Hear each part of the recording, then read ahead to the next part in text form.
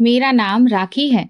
मैं एक ऐसे गांव में पली बड़ी थी जहां के रस्मों रिवाज बड़े ही अलग थे, बल्कि यूं कहूं कि बहुत ही अजीब थे। मैं अपने गांव के रस्मों रिवाज के बारे में ज्यादा तो नहीं जानती थी, लेकिन जब मुझे पता चला कि हमारे गांव में लड़कियों की शादी होने पर उनके साथ कुछ ऐसा किया जाता है, जिसे सुनकर मेरे रोंगटे खड़े हो गए। मैं जब 12 साल की थी तब मैं बहुत ज्यादा मासूम थी और मुझे अपने गांव के रस्मों रिवाज के बारे में कुछ भी नहीं पता था। मैं पढ़ना लिखना चाहती थी और मैं गांव के सरपंच की बेटी थी। मेरे पिता बहुत अमीर थे और पूरे गांव में मेरे पिता का ही फैसला चलता था। गांव के ही सारे लोग मेरे पिता की बहुत इज्जत करते थे। हमारा परिवार बहुत बड़ा था। मेरे परिवार में मेरी दो बुआ जी और एक छोटे चाचा जी रहा करते थे। मेरी दादी भी थी, मगर दादाजी इस दुनिया में नहीं थे। चाचा जी की एक बेटी थी जो कि मेरी ही उम्र की थी और एक बेटा था जो मुझसे बड़ा था। मैं तो अपने माता पिता की इकलौती और लाडली बेटी थी। मेरे जन्म के बाद मेरी माँ को दोबारा कभी औलाद नहीं हुई, इसलिए वो दोनों मुझे ही बहुत लाड प्यार करते थे। मैं जो कहती, मेरे मुंह से कही गई बात वक्त से पहले ही पूरी हो जाती थी। मुझे शहर जाने का और शहर जैसी जिंदगी गुजारने का बड़ा ही शौक था। मुझे पढ़ने लिखने का भी बहुत शौक था। इसलिए मैं बचपन से ही अपने पिताजी से कहती थी कि मुझे बाहर पढ़ने के लिए जाना है, जबकि मैं उनकी इकलौती बेटी थी। इसलिए वो मुझे खुद से दूर नहीं करना चाहते थे और हर बार मुझे टाल दिया करते थे कि तुम हमारी लाडली बेटी हो, क्या तुम्हें अच्छा लगेगा कि तुम अपने माता पिता से दूर रहो। मैंने अपने पेरेंट्स से कहा कि मैं पढ़ लिख कर डॉक्टर बनना चाहती हूँ और अपने गांव के लोगों का फ्री में इलाज करना चाहती हूँ। मुझे लोगों की सेवा करना बहुत अच्छा लगता है। और पिताजी, आपने ही तो मुझे सिखाया है कि हमें हमेशा लोगों की सेवा करनी चाहिए, तो मैं लोगों की सेवा इस तरह से करना चाहती हूँ। मेरे पिताजी मेरी बात को सुनकर खामोश हो जाते थे, क्योंकि वो सिर्फ इस बात से मजबूर थे। वो खुद मुझे अलग नहीं कर सकते थे। मैंने अपने पिताजी को तसल्ली दिलाई थी कि सिर्फ कुछ सालों की ही तो बात है। जब मैं डॉक्टर बनकर घर वापस आऊंगी तो आपका सर गर्व से ऊंचा हो जाएगा। गांव वाले आपके साथ साथ आपकी बेटी की भी इज्जत करने लगेंगे। मेरे पापा मेरी मासूम बातों पर खिलखिलाकर हंस देते थे और कभी कभी मेरी इन बातों को इग्नोर कर दिया करते थे। अभी तो मैं गांव की ही स्कूल में पढ़ रही थी, मगर मैं शहर के प्राइवेट स्कूल में पढ़ना चाहती थी, क्योंकि हमारे गांव में सरकारी स्कूल ही थे। इसीलिए मेरे पापा ने मुझे खुशी देने के लिए शहर में मेरा स्कूल में एडमिशन तो करवा दिया था, लेकिन वहां पर मुझे ड्राइवर छोड़ने जाता था और वही मुझे लेकर घर वापस आता था। फ्री टाइम पर मैं मोबाइल देखती रहती थी। मैं जब मोबाइल में विदेश के कॉलेज और यूनिवर्सिटीज देखती तो मेरा विदेश पढ़ने जाने का बहुत मन करता था। मैंने सोच लिया था कि मैं अब विदेश में ही पढ़ने के लिए जाऊंगी। मैंने अपने पिताजी से बहुत जिद की। उन्होंने मुझसे कहा, बेटी, मैंने तुम्हारे कहने पर तुम्हारा एडमिशन शहर के स्कूल में करवा दिया और अब तुम चाहती हो कि मैं तुम्हें विदेश पढ़ने के लिए भेज दूं। ऐसा कभी नहीं हो सकता। मैं नहीं जानती थी कि वो मेरे एक दो बार के कहने पर नहीं मानेंगे। इसलिए मैंने घर में खाना पीना बंद कर दिया था, जिस पर मेरी माँ और पिताजी दोनों ही मजबूर हो गए थे और फिर मुझे विदेश भेजने के लिए राजी हो गए। मुझे विदेश पढ़ने भेजने के लिए तो कोई भी राजी नहीं था। मैंने बड़ी मुश्किल से सबको तैयार किया था। इस छोटी सी उम्र पर भी मैं अपनी जिदों को मनवा लिया करती थी। लेकिन अभी मेरे पिताजी का कहना था कि वो इस प्राइवेट स्कूल में 1 साल पूरा होने के बाद ही मुझे विदेश पढ़ने के लिए भेजेंगे। विदेश में मेरे पिताजी के एक दोस्त रहा करते थे। मेरे पिताजी ने उनसे बात कर ली थी। इस तरह मेरा विदेश जाने का सपना भी पूरा होने वाला था। मैं वहां पर हॉस्टल में रहकर पढ़ना चाहती थी। हमारे घर में जोर शोर से मेरी बुआ जी की शादी की तैयारियां चल रही थी। मेरी बुआ जी का रिश्ता हमारे ही गांव में लग गया था। हमारे गांव में मंगनी वगैरह की रस्म नहीं होती थी। बस रिश्ता फिक्स हो जाने के कुछ दिन बाद ही शादी रख दी जाती थी। मगर मैंने देखा था कि जिस दिन से मेरी बुआ जी का रिश्ता लगा था, वो बहुत ज्यादा उदास रहने लगी थी। वो क्यों उदास थी, इस बात की मुझे कुछ समझ नहीं आई थी। मेरे चाचा की बेटी और मैं, हम दोनों मिलकर पूरे घर में खेलते रहते थे। उसका नाम प्रिया था। हम दोनों एक दूसरे की अच्छी कजिन होने के साथ साथ एक दूसरे की बहुत अच्छे फ्रेंड्स भी थे। प्रिया मुझसे दूर दूर जाने वाली बातों पर बहुत अफसोस कर रही थी। वो मुझे यही एडवाइस देती थी कि तुम मुझे छोड़कर दूर पढ़ने के लिए मत जाओ, मगर मैं उससे कहती थी कि तुम भी मेरे साथ चलो, हम दोनों विदेश में पढ़ेंगे। मैं डॉक्टर बनूंगी और तुम पुलिस बन जाना। प्रिया इनकार करने लगी क्योंकि उसे बचपन से ही पढ़ाई में कोई इंटरेस्ट नहीं था और वो तो बस पूरा दिन खेल में ही लगी रहती थी। एक दिन मैंने देखा कि घर में बहुत ज्यादा हंगामा हो रहा है। बुआ जी किसी बात पर लड़ रही थी और किसी रिवाज की बात हो रही थी। हमारी तो समझ में ही नहीं आ रहा था कि आखिर क्या हुआ है, क्योंकि प्रिया और मुझे हम दोनों को ही डांट कर अपने कमरे में भेज दिया गया था और कहा गया था कि अपने कमरे से बाहर मत निकलना। हमारे घर में अब इस तरह से ही हर दूसरे तीसरे दिन हुआ कि शादी से पहले खूब झगड़े हो रहे थे। ये झगड़े क्यों और किस बात के थे हमें समझ नहीं आ रहा था कि ये सब कुछ क्यों हो रहा है। बस हमने बुआ को इतना कहते हुए सुना था। वो बार बार यही कह रही थी कि वो इस रस्म को नहीं करवाना चाहती। बुआ की शादी फाइनली हो गई थी, मगर बुआ अपनी शादी वाले दिन बुरी तरह से रो रही थी। इतना रो रही थी जैसे उनको कहीं दर्द हो रहा हो। ऐसा तो लड़की विदाई के समय ही रोती है, मगर बुआ तो शादी होने से पहले ही बहुत रो रही थी। फाइनली जैसे तैसे बुआ की शादी हो गई थी, मगर घर में बहुत ज्यादा अफसोस भरा माहौल फैल गया था। अब समय आ गया था मेरे विदेश जाने का।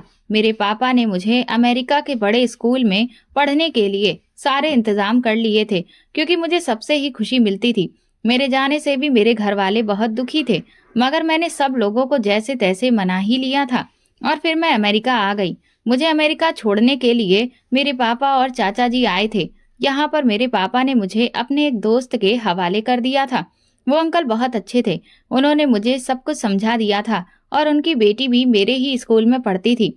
बस फर्क इतना था कि मैं हॉस्टल में रहती थी और वो अपने घर को चली जाती थी।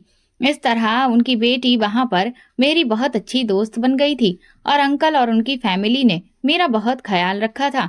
मेरे घर वालों से मेरी हर रोज फोन पर बात होती रहती थी और साथ ही साथ वीडियो कॉल पर भी होती थी। मेरे माता पिता की आंखों में आंसू होते थे और वो कहते थे कि बेटी तुम हमें छोड़कर चली गई, तुम्हारे बिना घर सूना सूना सा लगता है, न जाने तुम्हें पढ़ने का इतना शौक क्यों है।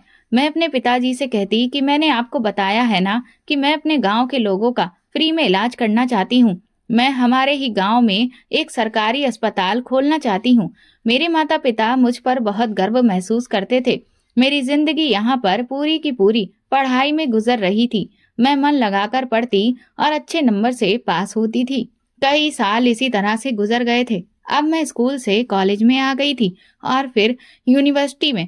इसी तरह कुछ और साल गुजर गए और मैं इतनी बड़ी हो गई कि मैंने अपनी पढ़ाई पूरी कर ली थी और मैं काबिल डॉक्टर बनकर ही अपने गांव वापस लौटी थी। मुझे अपनी जिंदगी बहुत अच्छी लगने लगी थी, क्योंकि मैंने अपना सपना पूरा कर लिया था। 12 साल की उम्र से 24 साल की उम्र में मैं अपने घर वापस आई थी। इस बीच अपने घर बिल्कुल भी नहीं आई थी और ना ही छुट्टियों में और ना ही अपने घर के किसी फंक्शन में। मेरे पीछे घर में काफी सारे फंक्शन हो गए थे। ऐसा इसलिए था क्योंकि मैं अपनी पढ़ाई से बिल्कुल भी दूर नहीं होना चाहती थी। फाइनली मेरा सपना पूरा हो चुका था। आज इतने सालों के बाद मुझे अपने गांव जाना था और अपनी फैमिली से मिलना था। मैं अपनी फैमिली से मिलने के लिए बहुत ज्यादा खुश हो रही थी। पिताजी ने कह दिया था कि वो मुझे एयरपोर्ट पर लेने के लिए आ जाएंगे। पिताजी मुझे देखकर बहुत खुश हो गए और उन्होंने मुझे देखते ही गले से लगा लिया। कहने लगे, मेरी बेटी तो बहुत बड़ी हो गई और प्यारी भी हो गई है। मैं भी अपने पिताजी से मिलकर बहुत खुश हुई थी, मगर मैं एक बात पर बहुत हैरान थी कि मेरे पिताजी और मेरे चाचा जी हर काम एक साथ ही करते थे, क्योंकि उन दोनों भाइयों में बहुत मोहब्बत थी। जब मैं छोटी थी और वो दोनों मुझे छोड़ने के लिए आए थे, तब भी वो दोनों साथ ही थे। मगर अब पिताजी के साथ मेरे चाचा जी मुझे लेने क्यों नहीं आए थे, ये सवाल मेरे दिमाग में घूम रहा था। इसलिए मैंने अपने पिताजी से पूछ ही लिया कि चाचा जी मुझे लेने के लिए क्यों नहीं आए। क्या उनकी तबीयत खराब है या फिर वो किसी काम में बिजी हैं? पिताजी ने मेरे सवाल पर एकदम सर झटक दिया और मुझे दूसरी बातों में उलझा लिया। इस दौरान मैं चाचा जी वाली बात को पूरी तरह से भूल गई थी और फिर हम लोग खुशी खुशी घर आ गए। घर में मेरे स्वागत के लिए मेरी माँ और दादी जी ने बहुत अच्छी प्रिपरेशन की थी। पूरा गांव मेरे आने से बहुत खुश था। आखिरकार मैं सरपंच की बेटी थी और डॉक्टर बनकर ही इतने सालों के बाद अपने घर वापस लौटी थी। पूरा गांव मेरे आने की खुशी मना रहा था, क्योंकि सब गांव वाले जानते थे कि मैं गांव में अब अस्पताल खोलूंगी और उसमें सारे ही गांव वालों का इलाज फ्री में होगा। मैंने उन लोगों को भरोसा दिलाया था कि मैं आपकी उम्मीदों पर खरी उतरूंगी। दादी ने मुझे देखते ही गले से लगा लिया और कहने लगी कि बेटी, तुम्हारे बिना ये घर सूना सूना सा लगता था। मगर मैं घर में घुसकर भी बहुत हैरान हुई, क्योंकि मेरे स्वागत के लिए दरवाजे पर सिर्फ दादी जी, मेरे भैया और मेरी माँ ही खड़ी हुई थी, और पिताजी तो मेरे साथ ही आए थे। मेरी दोनों बुआ मुझसे मिलने के लिए नहीं आई, और ना ही घर में मुझे मेरे चाचा जी की फैमिली दिखाई दे रही थी। आखिर सब लोग कहाँ गए थे? घर का पूरा माहौल बदला बदला सा लग रहा था। मेरी समझ में नहीं आ रहा था कि घर के माहौल को ना जाने इतने सालों में क्या हो गया। मैंने घर में घुसते ही दादी से सवाल किया, दादी, चाची जी, दोनों भैया और प्रिया कहाँ हैं? और चाचा जी भी मुझे एयरपोर्ट पर लेने के लिए क्यों नहीं आए? तो दादी मेरा हाथ पकड़कर मुझे घर के अंदर लेकर जाते हुए कहने लगी, बेटी, वो लोग अलग घर में रहते हैं। दादी की बात सुनकर तो मैं हैरान रह गई। इतने में ही पीछे से पिताजी ने आकर कहा, अरे, वो लोग कुछ दिनों के लिए अपने किसी दूर के रिश्तेदार की शादी में गए हुए हैं, कुछ दिनों बाद वापस आ जाएंगे। तुम फिक्र मत करो और इतने सवाल जवाब मत करो। जाओ, अब जल्दी से फ्रेश हो जाओ, उसके बाद सब मिलकर खाना खाते हैं। दादी भी कहने लगी कि हाँ बेटी, तुम जल्दी से खाना खा लो, उसके बाद हम दोनों दादी पोती एक साथ बैठकर ढेर सारी बातें करेंगे। मैं फ्रेश हो गई थी और हम लोगों ने एक साथ मिलकर खाना खाया था। इतने सालों के बाद अपने घर आकर और अपनी माँ के हाथ का बनाया हुआ खाना खाकर मुझे बहुत सुकून और खुशी मिली थी, क्योंकि माँ ने सारा खाना मेरी पसंद का ही बनवाया था। मगर मुझे चाचा चाची और बाकी सबके बिना घर बहुत सूना लग रहा था। बार बार सबकी याद आ रही थी, क्योंकि चाचा चाची ने कभी प्रिया और मुझ में फर्क नहीं किया था। जिस तरह से वो अपने बच्चों को प्यार करते थे, उसी तरह से मेरे लिए भी वो मुझे प्यार करते थे। मुझे प्रिया से भी शिकायत थी कि उसने इतने सालों में मुझसे कांटेक्ट करने की कोशिश ही नहीं की। न जाने उसे क्या हो गया था। चाचा चाची की फैमिली में से किसी ने भी मुझसे आज तक कोई बात नहीं की थी। बाकी घर में दादी माँ और मेरे भैया, पिताजी सब मुझसे फोन पर बातें किया करते थे।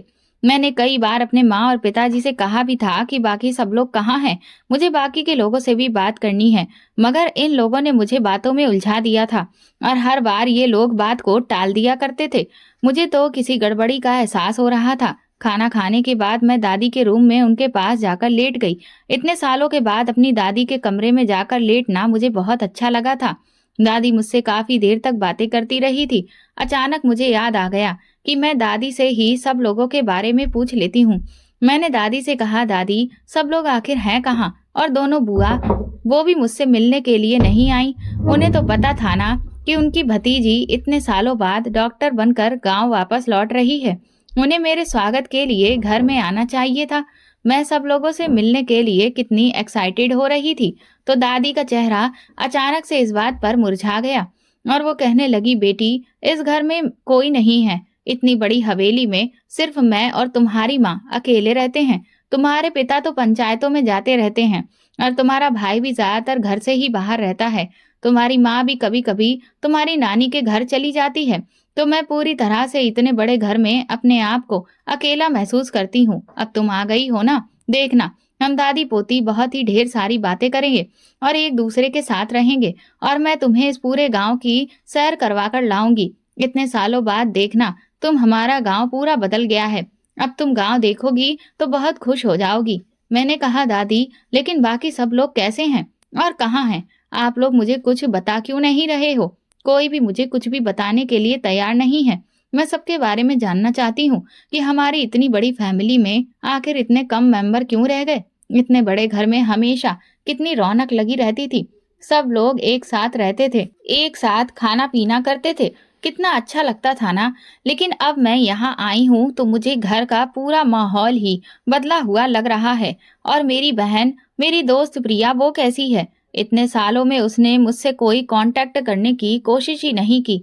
मैं उससे मिलूंगी तो जरूर उससे लड़ूंगी, मगर वो लोग आखिर हैं कहाँ पर? यहाँ पर क्यों नहीं हैं? मुझे दिखाई क्यों नहीं दे रहे? तो दादी कहने लगी, बेटी, वो सब लोग इस घर को छोड़कर चले गए हैं। मैंने हैरान होते हुए दादी से कहा, आखिर क्यों वो लोग यहाँ से चले गए? ये तो उनका अपना घर है, शादी में कहाँ आ गए? तो दादी कहने लगी कि तुम अब यहाँ आ गई हो ना, कुछ दिन यहाँ पर रहोगी, तो तुम्हें सब कुछ समझ में आ जाएगा।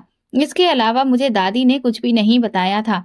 अगले दिन हमारे घर गांव से एक शादी का इनविटेशन आया था। मैं इस शादी में जाना चाहती थी क्योंकि मुझे शादी में गए हुए काफी समय हो गया था और अपने गांव की शादी तो मैं पूरी तरह से भूल चुकी थी। इसीलिए मैं शादी में जाने के लिए बहुत ज्यादा एक्साइटेड हो रही थी।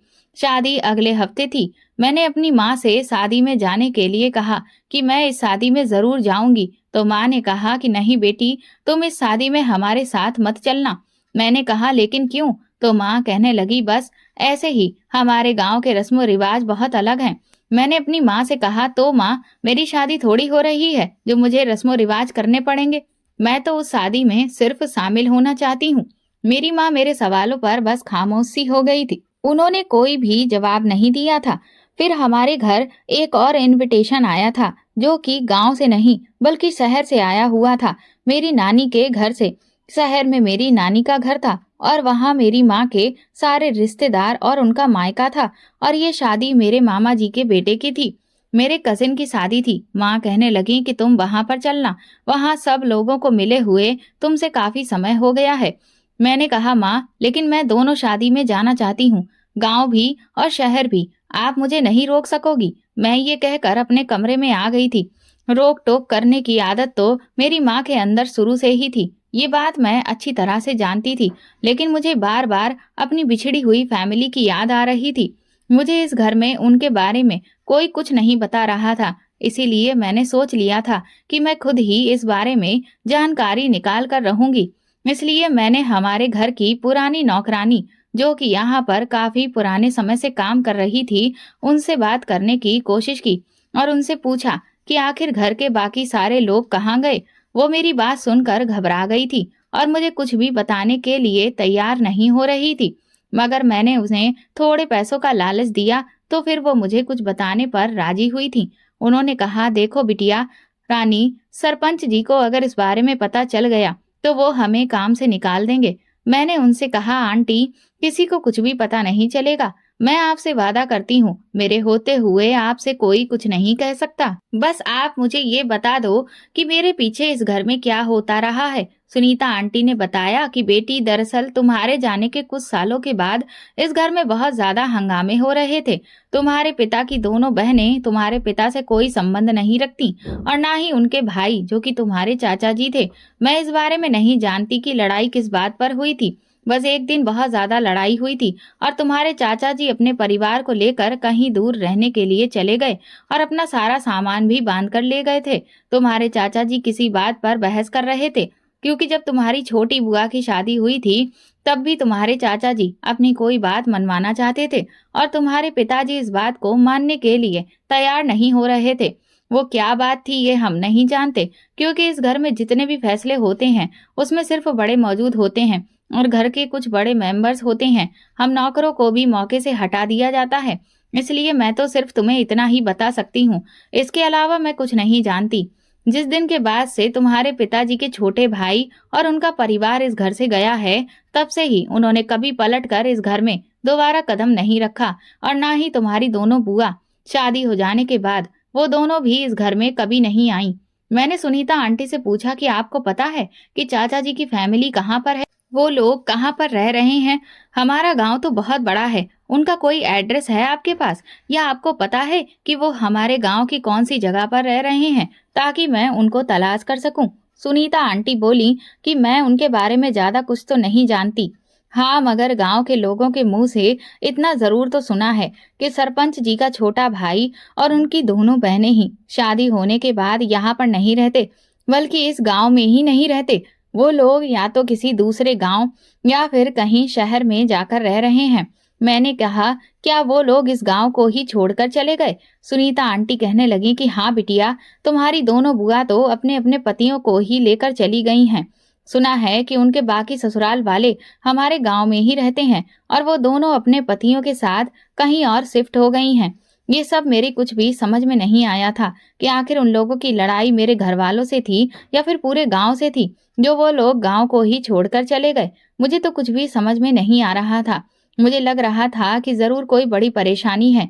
मैं इस बारे में जान कर ही रहूंगी और अपने पूरे परिवार को इस घर में लाकर ही रहूंगी। इतने सालों तक मैंने देखा था कि मेरे चाचा जी और मेरे पिताजी एक दूसरे के साथ दोनों भाई बहुत मोहब्बत के साथ रहते थे। न जाने मेरे पीछे ऐसा क्या हुआ कि वो दोनों एक दूसरे के दुश्मन बन गए और इस घर से चाचा जी तो अपने परिवार के साथ ही चले गए, जबकि मेरी बुआ जी को क्या हो गया था, जो दोनों ही अपने पतियों के साथ इस गांव से रवाना हो गईं।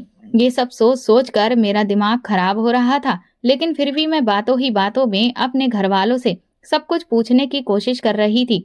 मगर मैं अब जान चुकी थी कि इनमें से कोई भी मुझे कुछ बताने के लिए तैयार नहीं है। दादी का तो हर बार यही कहना होता था कि अब तुम आ गई हो और तुम्हारी शादी की उम्र है तो तुम्हें सब कुछ पता चल जाएगा। आखिरी सबसे मेरी शादी का क्या मतलब था। कुछ दिन इसी तरह से गुजर गए और वो दिन भी आ गया था जब हमारे गांव की शादी का दिन था। मैं इस गांव की शादी में जाने के लिए तैयार हो रही थी। तैयार होने के बाद जैसे ही मैं नीचे गई और मेरे पिताजी की नजर मुझ पर पड़ी तो उन्होंने देखते ही कहा कि मेरी बेटी तो बहुत खूबसूरत लग रही है, बिल्कुल चांद का टुकड़ा लग रही है। लेकिन मेरी बेटी इतना सज धज कर आखिर जा कहाँ रही है। मैंने पिताजी से कहा, आज आप लोग गांव की शादी में जा रहे हो ना, तो मैं भी आप लोगों के साथ में जा रही हूँ। मेरी बात सुनकर अचानक से मेरे पिताजी के चेहरे पर हवाइयां उड़ने लगी थीं। तभी मेरी माँ पिताजी को आवाज लगाते हुए उनके सामने आई तो उन्होंने भी मुझे तैयार होता हुआ देखा। उनकी भी होश उड़ गए थे और वो फटी फटी नजरों से मुझे देख रही थी। पिताजी ने अचानक गहरी नजर माँ पर डाली तो माँ सहम गई। उन्होंने कहा, हम लोग कहीं शादी में नहीं जा रहे हैं। ये कहकर पिताजी पलटकर अपने कमरे में चले गए थे। न जाने उन्हें क्या हो गया था।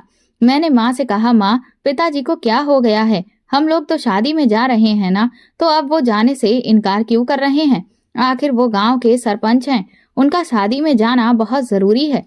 माँ कहने लगी, तुमसे किसने कहा है कि हम शादी में जाएंगे।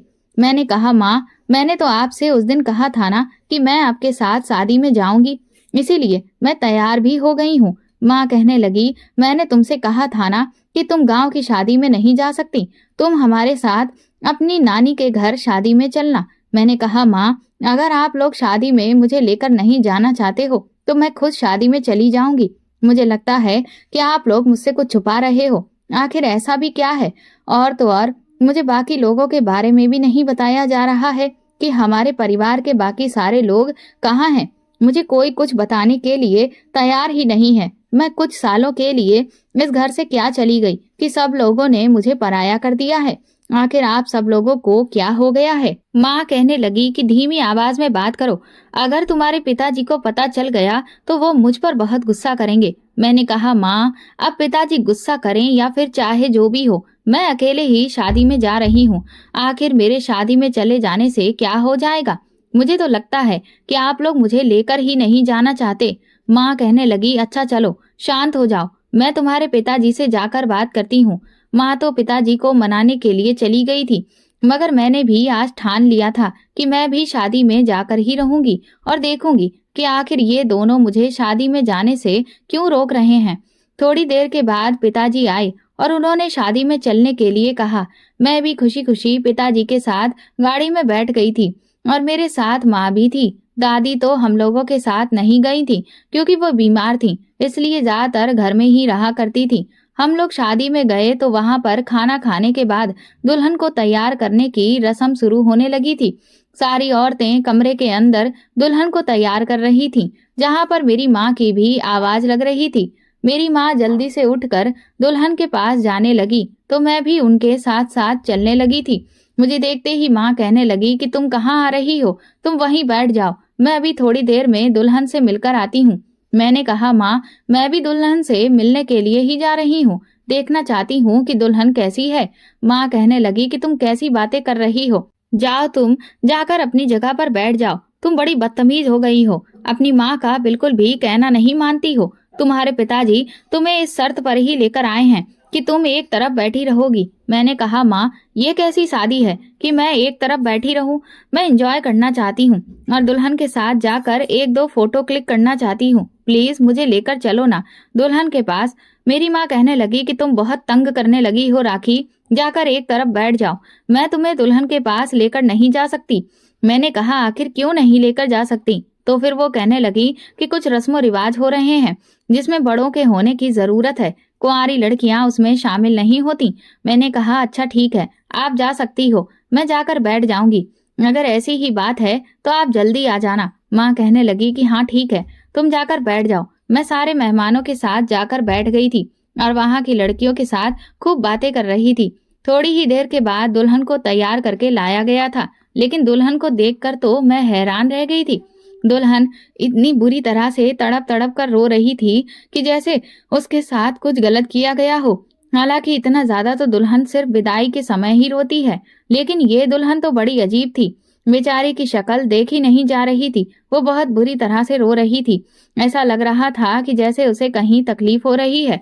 उसे मंडप में लाकर बैठा दिया गया था और वो तब भी रो रही थी। उस बेचारी से तो चला तक नहीं जा रहा था। उसकी कंडीशन देखकर मेरे रोंगटे खड़े हो गए थे और आसपास जो मेरे मौजूद लड़कियां थीं, वो भी उसको देखकर अजीब अजीब तरह की बातें कर रही थी। बल्कि एक लड़की के मुंह से तो मैंने सुना था कि हमें शादी में जाना तो बहुत अच्छा लगता है, मगर ना जाने क्यों शादी करने से बहुत डर लगता है।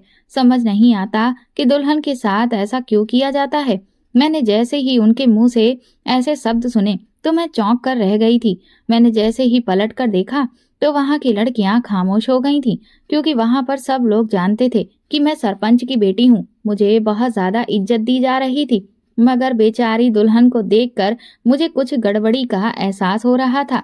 रात के समय मैं दादी के पास लेटी हुई थी। दुल्हन का चेहरा बार बार मेरी नजरों में घूम रहा था। दादी ने जब मुझे जागते हुए देखा तो वो कहने लगी कि क्या हुआ, तुम सोई क्यों नहीं हो राखी? अभी तक तो मैंने दादी को अपनी बेचैनी की वजह बताई और कहा कि दादी, आखिर हमारे गांव में क्या हो रहा है, प्लीज मुझे सब कुछ बता दो। तो दादी का चेहरा अचानक से अफसोस से भरा हो गया था। वो कहने लगी, बेटी मैं तुम्हें कुछ नहीं बता सकती, बस इतना जरूर बता सकती हूँ कि जब तुम्हारी शादी का समय आएगा तो तुम्हें सब कुछ पता चल जाएगा और ये भी पता चल जाएगा कि आखिर तुम्हारे बाकी के सारे अपने इस घर से क्यों चले गए। मैंने दादी से कहा कि दादी मैं अभी शादी नहीं करना चाहती, आप तो जानती हो कि मेरी शादी में अभी समय लगेगा।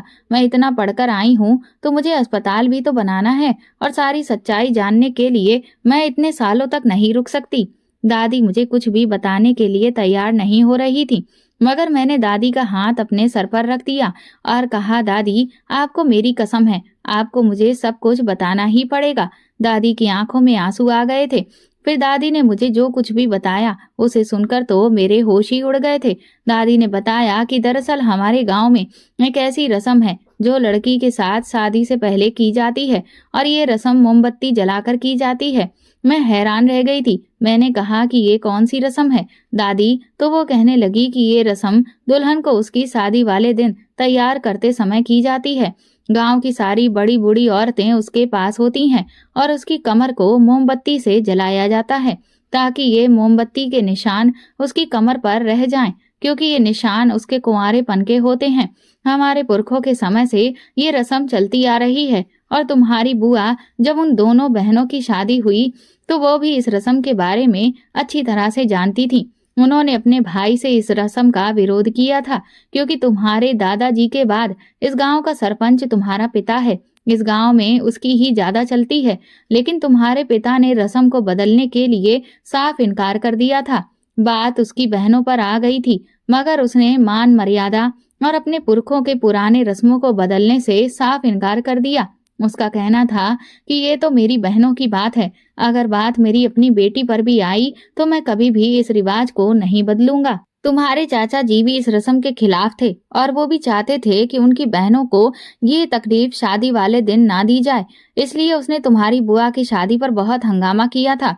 तुम्हारी बुआ शादी वाले दिन तो यहाँ से चली गई थी, मगर उसके बाद उसने अपने पति के साथ इस गांव को छोड़ने का फैसला कर लिया था, क्योंकि उसका पति पढ़ा लिखा था और वो भी इस गांव की रस्म के खिलाफ था। वो अपने परिवार को छोड़कर दूसरी जगह पर शिफ्ट हो गया और वो दोनों वहां पर रहने लगे। उसके बाद तुम्हारी छोटी बुआ को भी यही सब होने का डर था, इसलिए वो भी शादी के बाद हमारे घर से चली गई, मगर उसने हमसे सारे संबंध खत्म कर दिए। फिर तुम्हारे चाचा जी को फिक्र सताने लगी अपनी बेटी की कि आगे चलकर उनकी बेटी भी जवान होगी तो फिर उसके साथ भी ऐसी ही रस्में की जाएंगी और वो अपनी बेटी को इस तकलीफ में नहीं देख सकता। उसने अपने बड़े भाई के सामने इस रस्म को खत्म करने के लिए बहुत विरोध किया, मगर तुम्हारा पिता नहीं माना। इसलिए वो अपने पूरे परिवार को लेकर इस गांव को ही छोड़कर चला गया। लेकिन तुम्हारे पिता के दिल में थोड़ा भी एहसास ना रहा कि इस रस्म की वजह से सब लोग उससे अलग हो रहे हैं। तुम तो जानती हो कि तुम्हारा पिता कितना घमंडी इंसान है। वो कभी भी अपने आप को दूसरों के सामने नीचा साबित नहीं करना चाहता है और गांव के सारे ही लोग उसके फैसले का मान रखते हैं। बस यही वजह है कि तुम्हारे सारे अपने इस गांव को छोड़कर जा चुके हैं, क्योंकि इस गांव में जिस भी लड़की की शादी की जाती है उसके साथ ये रस्म जरूर की जाती है ताकि उसका कुंवारापन सामने ला सके। ये कहकर दादी जोर जोर से रोने लगी, कहने लगी कि मुझसे मेरे सारे बच्चे अलग हो गए सिर्फ इस रस्म की वजह से, और गांव की न जाने कितनी ऐसी लड़कियां हैं जो बेचारी इस रस्म की वजह से शादी करने से डरती है, क्योंकि जब उनके शरीर को जलाया जाता है तो वो बेचारी तड़प तड़प कर रोती है।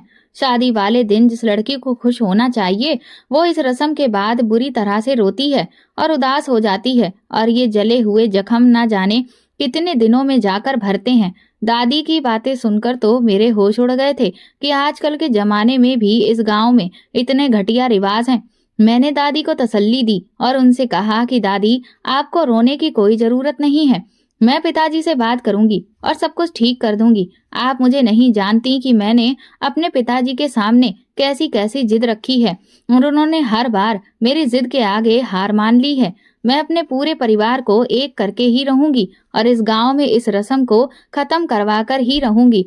इसलिए मैंने अगला कदम बढ़ा लिया था, क्योंकि मैं इस गांव से इस रस्म को खत्म करना चाहती थी। अगले दिन मैंने अपना सामान पैक करना शुरू कर दिया। पिताजी ने जब देखा कि उनकी बेटी सामान पैक कर रही है तो उन्होंने कहा कि बेटी, तुम कहाँ जा रही हो?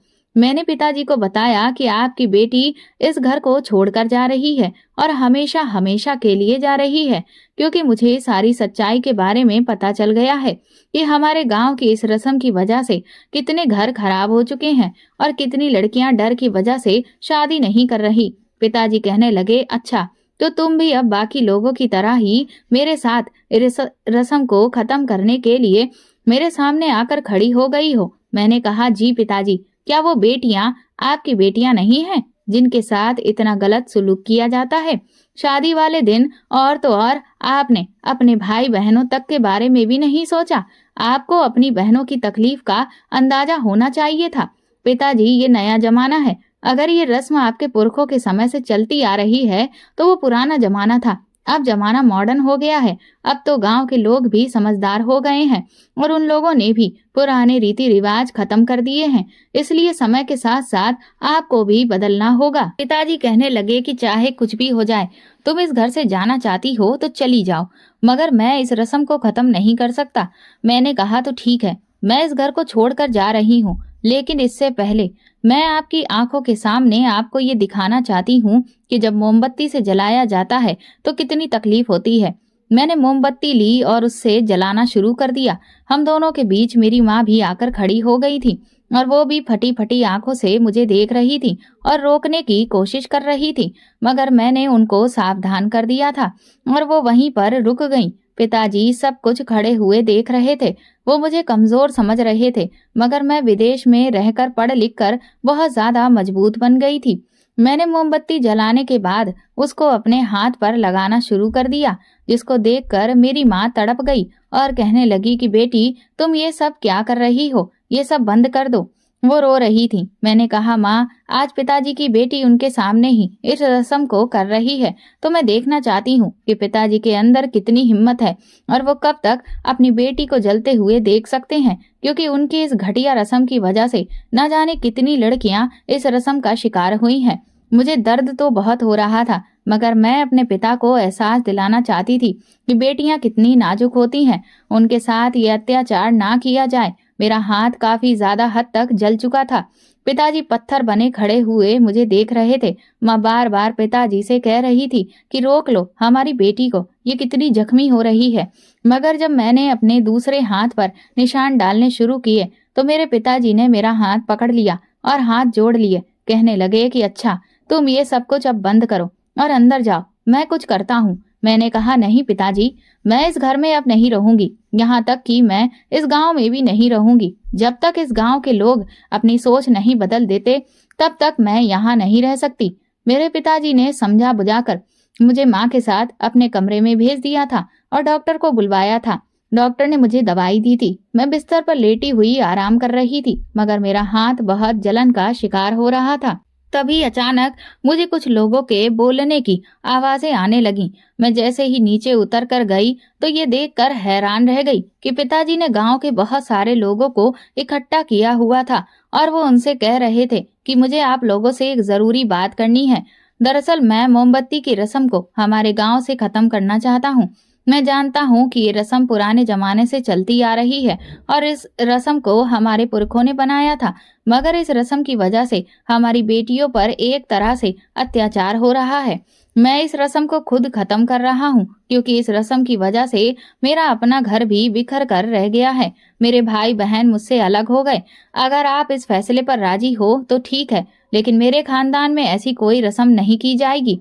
अगर आप लोग चाहो तो इस रस्म को मेरे साथ मिलकर पूरी तरह से खत्म कर सकते हो, क्योंकि बात अब मेरे परिवार से मेरी बेटी तक आ गई है। वो इस रस्म को खत्म करने की जिद कर रही है। उसने अपना हाथ तक जला लिया और वो इस गांव को छोड़कर जाना चाहती है। तभी उन आदमियों में से एक आदमी कहने लगा, जो इस गांव का जमींदार था, सरपंच जी, हमें आपके फैसले पर बहुत खुशी हुई है। हम भी चाहते थे कि ये रस्म हमारे गांव से खत्म हो जानी चाहिए, मगर आपके सामने कौन बोल सकता था, इसलिए हमने कभी इस बारे में आपसे बात नहीं की। ये तो बहुत खुशी की बात है कि अब हमारी बेटियां बिना डरे ही शादी कर सकेंगी। वहां के सारे ही लोग खुशी खुशी चले गए थे। मुझे खुशी हुई थी कि पिताजी ने मेरी बात का मान रखा था। अब बारी थी मेरे सारे रिश्तेदारों को बुलाने की, इसलिए मैंने पिताजी से कहा कि अब मैं चाहती हूँ कि हमारा परिवार पहले की तरह साथ रहे, इसलिए आपको सब लोगों को मनाकर यहाँ पर बुलाकर लेकर आना होगा। मेरे पिताजी तो बहुत घमंडी थे, किसी के आगे झुकते नहीं थे, मगर मैंने उनके हाथ से फोन लेकर सबको फोन किए, सबसे माफी मांगी और पिताजी को जबरदस्ती उन सबके घर ले गई और सबको जबरदस्ती बुलाकर अपने घर ले आई। इस तरह से हम सब लोग एक साथ मिल गए और अब सब कुछ ठीक है और हमारे गांव में इस रस्म को भी खत्म कर दिया गया है। मुझे अपने पहले जैसे परिवार को देखकर अब बहुत खुशी होती है और अब हमारे घर में प्रिया की शादी की तैयारियां की जा रही हैं और मैंने भी अपना अस्पताल बना लिया है, जहां पर मैं गरीबों का मुफ्त में इलाज कर रही हूँ। अब हमारे गांव में खुशहाली ही खुशहाली फैली हुई है।